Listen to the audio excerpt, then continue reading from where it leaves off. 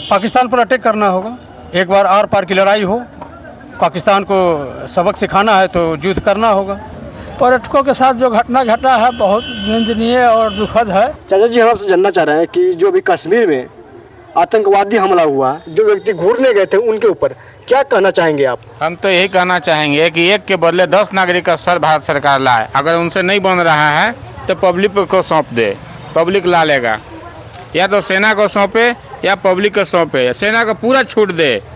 बाकी भाई हम लोग जनता पूरा हिंदुस्तान के भारत सरकार के प्रति पूरा जान जिगर दौलत सब चीज़ न्यौछावर करेंगे।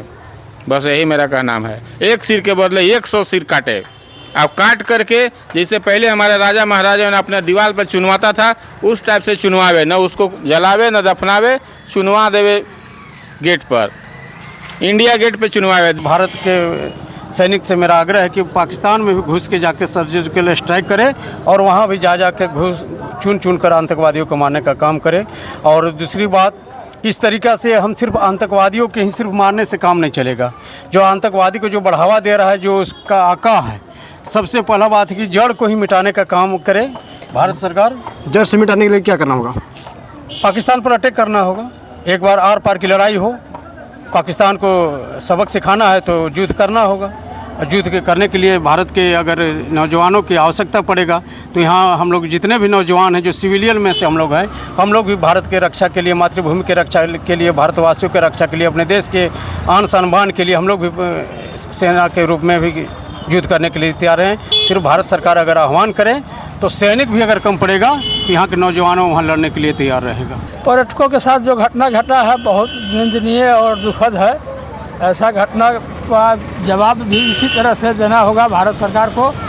हमारे प्रधानमंत्री मोदी जी इस पर अपने विवेक से जितना जल्दी हो सके कार्रवाई करें जो उचित हो, और जितने भी आतंकवादी हैं उनके पोषण करने वाले हैं, उनको संरक्षण देने वाले हैं, उनके ऊपर भी कार्रवाई होना चाहिए। लोकल जो कश्मीर के लोग उनके साथ मिल करके उनको मदद करते हैं, उनको भी जो है सो बुलडोजर कार्रवाई करके और उनके साथ जो है सो इस तरह का घटना को रोकने के लिए कार्रवाई करना जरूरी है। आखिर वे भारतीय होने के बावजूद भी पाकिस्तानियों के साथ क्यों दे रहे हैं? पाकिस्तानियों के साथ उनको जो है सो बरगलाया जाता है, अपने धर्म के नाम पर, इस्लाम के नाम पर बरगला करके उनको इस रास्ते पर लाया जाता है। अभी देखने के लिए तो मिल रहा है कि सारे जो मुसलमान भाई या हिंदू भाई हैं वे पाकिस्तान मुर्दाबाद की नारा लगा रहे हैं। लगा रहे हैं, लेकिन कुछ उसी में छुपे हुए लोग हैं जो उनको मदद करते हैं, आश्रय देते हैं, उनको बचाने का काम करते हैं और इस तरह के घटना को घटित करने के लिए जो है प्रोत्साहन देते हैं उन लोगों को। कोई भी पाकिस्तानी को हिंदुस्तान में नहीं रहना चाहिए। ये जो घटना घटी है, जितना भी एक कायरतापूर्ण कार्य है, जितना भी निंदा किया जाए बहुत ही कम है, नहीं के बराबर है। उन लोग को इसका मुंहतोड़ जवाब देना चाहिए। हमारे मोदी जी हैं, उनसे आग्रह है कि जितना कड़ा से कड़ा उन लोग के लिए सज़ा हो, कार्रवाई हो, करने का कोशिश करें।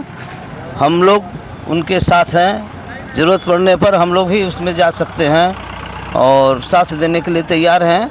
चाचा, आपका एज कितना हो रहा है? मेरा एज तो 73 बरस हो रहा है। 73 वर्ष के बावजूद भी आप देश पर जाकर लड़ने के लिए तैयार रहेंगे? हाँ, बुलंद आवाज़ में बोल रहे हैं, मैं जा सकता हूँ। 80 वर्ष की उम्र में बाबू कुंवर सिंह जब अंग्रेज़ों से लड़ने का काम किया है, तो आज मान के चलिए कि जो हमारे देश पर फिर आँच आएगा तो ये तो 70 वर्ष की हैं। अगर 90 की भी उम्र रहेगा तब भी ये लड़ने के लिए इच्छुक हैं और तैयार रहेंगे। इसलिए कि भारत के हम लोग निवासी हैं और भारत भूमि आप जानते हैं कि वीरों की भूमि है। चाहे नौजवान हो, चाहे बच्चा हो, चाहे महिलाएं हो, चाहे बुजुर्ग हो, सब लड़ने के लिए तैयार रहता है। अपने देश धर्म के लिए मरने के लिए सब तैयार रहता है। इसलिए उम्र का कहीं कोई इसमें कोई रुकावट नहीं है। क्या चाचा? महिला भी साथ रहेंगी, भारत की भारतवासी जो भी महिला लोग हैं वो भी कमर कस करके तैयार रहेंगे पाकिस्तान को नेस्ता नबूद करने के लिए। हम लोग तो हैं ही साथ में।